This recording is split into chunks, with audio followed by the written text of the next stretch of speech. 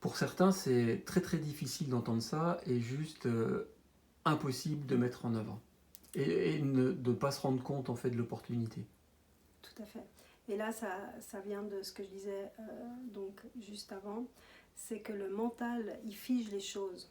C'est-à-dire, si on dit qu'on doit travailler du lundi au vendredi de 8 heures à 18 heures, et que c'est comme ça qu'une vie juste doit être menée, ça va être très difficile de se dire, bah tiens, lundi, je viens pas au boulot, et puis peut-être que dimanche après-midi, j'en fais un peu plus.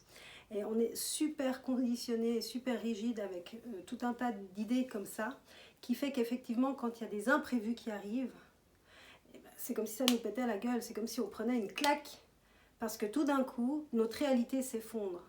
C'est pas une réalité extérieure, hein, c'est vraiment un montage mental qui est posé sur des valeurs, des croyances, des déterminations, et qui nous font rentrer dans un moule dans lequel on se contient, on se restreint, et la vie va toujours amener des occasions pour péter ce moule, parce qu'en fait la vie elle déborde.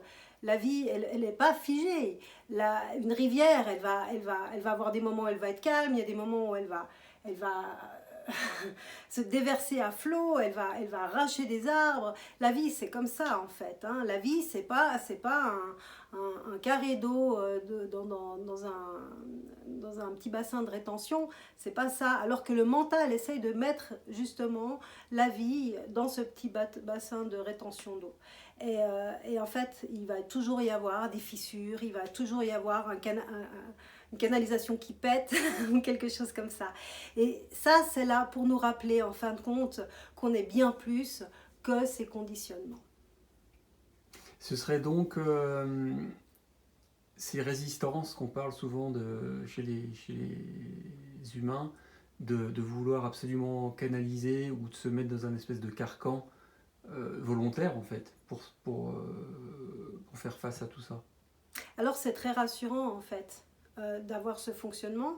Et au-delà de ça, c'est aussi utile. On en a besoin, d'accord.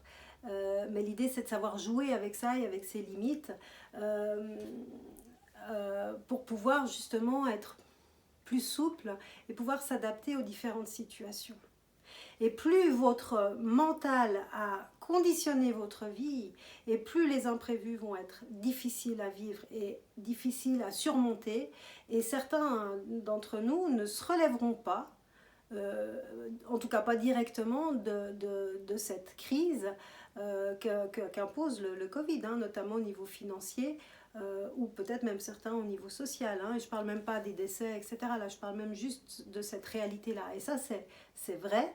Et si vous voulez, les conseils que j'ai donnés jusqu'à présent, là on est beaucoup plus sur le fond, ils sont dans cet ordre d'idées. De ne pas vous prendre le chou, de ne pas vous faire peur avec ces notions qu'on est en train d'expliquer ici, mais plutôt de profiter de ce moment pour réveiller sa créativité, réveiller ses sensations, réveiller sa relation avec soi-même, et ce qui vous permettra, si vous êtes dans une situation compliquée, par exemple au niveau financier, au niveau relationnel, de vous relever beaucoup plus vite et beaucoup mieux.